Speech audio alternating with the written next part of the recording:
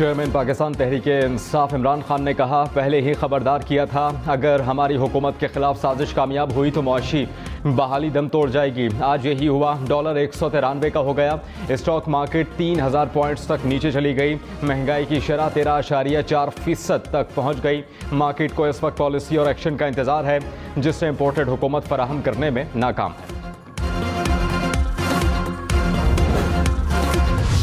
वफाकी वज़ीर इत्तलात मरियम औरंगज़ेब ने डॉलर में इजाफे का जिम्मेदार इमरान खान को करार दे दिया। कहा, मईशत की तबाही डॉलर की तारीखी बुलंदी का मुजरिम इमरान खान है। पाकिस्तान को मसाइल की दलदल में इमरान खान ने धंसाया है।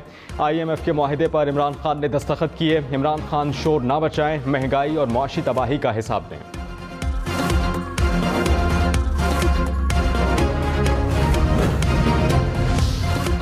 डॉलर महंगा बहुत महंगा। कीमत 193 रुपए की बुलंद तरीन सतह पर चली गई। आज इंटरबैंक में रुपए के मुकाबले में डॉलर की कीमत ₹1.23 इजाफा रिकॉर्ड किया गया। गुज़श्ता 5 रोज में डॉलर ₹6.35 महंगा हुआ। स्टॉक मार्केट में 2 रोज की मंदी के बाद मुस्बत रुझान। 100 इंडेक्स में 200 पॉइंट्स का इजाफा रिकॉर्ड किया गया। गर्मी की शिद्दत के साथ लोड शेडिंग में इजाफा। कराची, लाहौर, इस्लामाबाद समेत मुल्क के बेशतर शहरों में लोड शेडिंग से अवाम परेशान। कराची में बिजली बंदिश का दौरानिया 10 से 14 घंटे तक जा पहुंचा। कोयटा में 8 घंटे बिजली बंद रहने लगी। हैदराबाद और मुल्तान में 10 से 12 घंटे लोड शेडिंग। शहर के मुख्तलिफ इलाकों में 2 से 4 घंटे लोड शेडिंग जारी।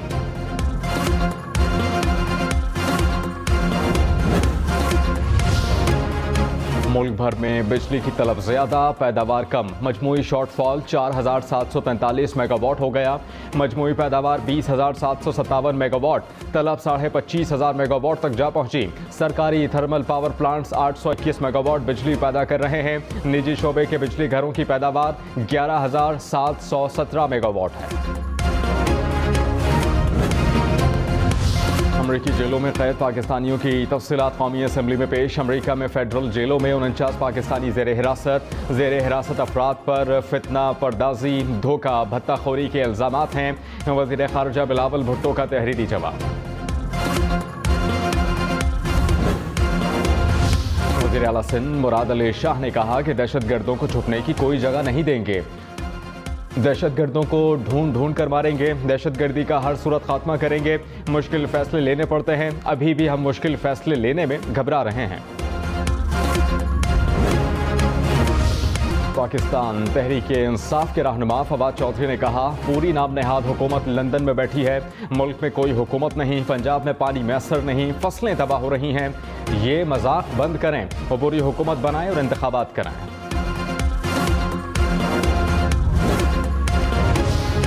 रूलिंग पर अस्पत नोटिस के फैसले पर नजरसानी दरखास्त सुप्रीम कोर्ट में दायर। साबिक स्पीकर कौमी असम्बली असद कैसर ने कहा, सुप्रीम कोर्ट और हाई कोर्ट पर मुकम्मल एतमाद है।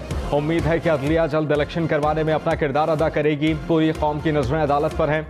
हमें बार बार सिलेक्टेड कहा गया और ये इंपोर्टेड हुकूमत आपस में भी मुत्तफिक नहीं। मैंने वो मरासला खुद पढ़ा था। बैरूनी साजिश के मरासले की बुनियाद पर असम्बली से इस्तीफा दिया।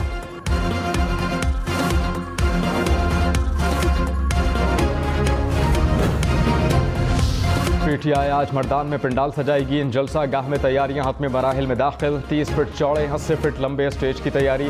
ग्राउंड में 4000 से ज्यादा कुर्सियां लगा दी गई। पंडाल में पार्टी परचमों की बहार। चेयरमैन तहरीक-ए-इंसाफ की मर्दान के लोगों से जलसे में भरपूर शिरकत करने की अपील। कहते हैं कि मुसल्लत होने वाले करप्ट लोगों को कभी तस्लीम नहीं करेंगे।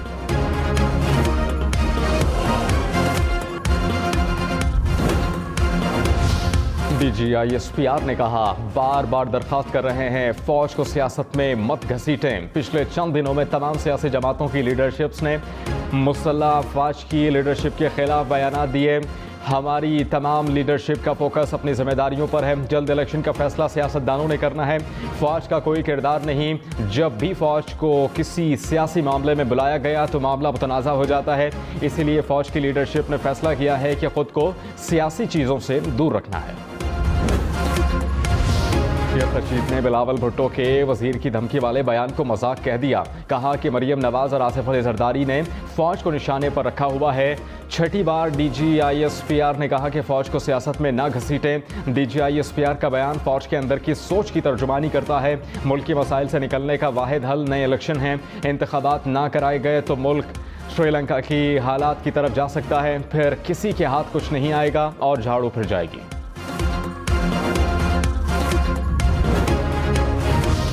DGISPR ने कहा कोर कमांडर पेशावर के हवाले से सीनियर सियासतदानों के हालिया बयानात इंतहाई नामुनासिब हैं। ऐसे बयानात सिपाह और क़यादत के मोराल और वक़ार पर मनफी तौर पर असरअंदाज होते हैं। पेशावर कोर पाकिस्तान आर्मी की मुमताज़ फॉर्मेशन है। इसकी क़यादत हमेशा बेहतरीन प्रोफेशनल हाथों में सौंपी गई। सियासी क़यादत से तवक्को की जाती है कि वो इदारे के खिलाफ ऐसे मुतनाज़ा बयानात से इज्तनाब करें।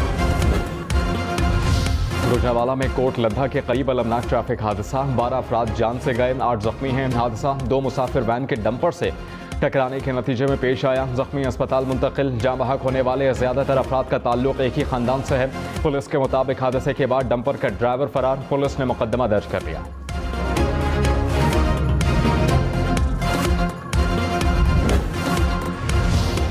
सऊदी अरब के शहर अल खुबर में आतिशज़दगी, आग ने शॉपिंग मॉल को अपनी लपेट में ले लिया। कोई जानी नुकसान नहीं हुआ। आग पर काबू पाने की कोशिशें जारी। चोलिस्तान में खुश्क साली ने डेरे डाल दिए। बारिश न बरसने के बायस सहराई इलाके की ज़मीन खुश्क हो गई। पानी के टोबे सूख गए। इंसानों और माल मवेशियों के लिए पानी का हुसूल भी नामुमकिन हो गया। इलाका मकीनों ने हुकूमत से पानी का मसला फौरी तौर पर हल करने का मुतालबा किया है।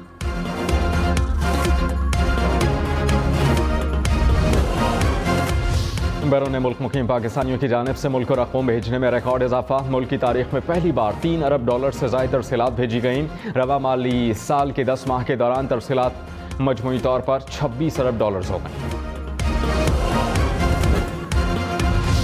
बैंकों के जरिए सरकारी हज स्कीम में दरखास्तें जमा कराने का आज आखिरी दिन। वजारत मजहबी उमूर के मुताबिक 4 दिन में 43,554 हज दरखास्तें मौसूल हुई। हज दरखास्तों की वसूली में तोसी नहीं की जाएगी।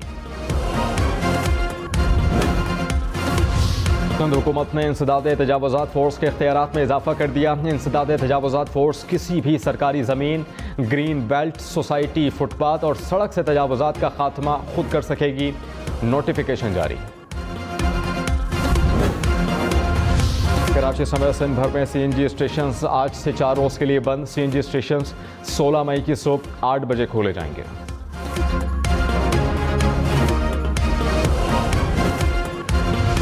Army chief general Qamar Javed Bajwa का खारिया में तरबियती जंगी मशकों का जायजा।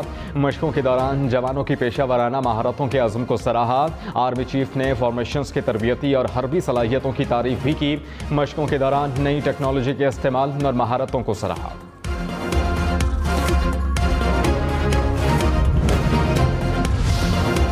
और रानील विक्रमासिंघे श्रीलंका के नए वज़ीर आज़म मुकर्रर। मुआशी बहरान पर श्रीलंका में हालात बदस्तूर कशीदा। साबिक वज़ीर आज़म ने बहरी अड्डे पर पनाह ले ली।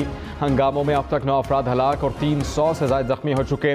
कोलंबो में सुबह 7 से दोपहर 2 बजे तक कर्फ्यू का नफाज।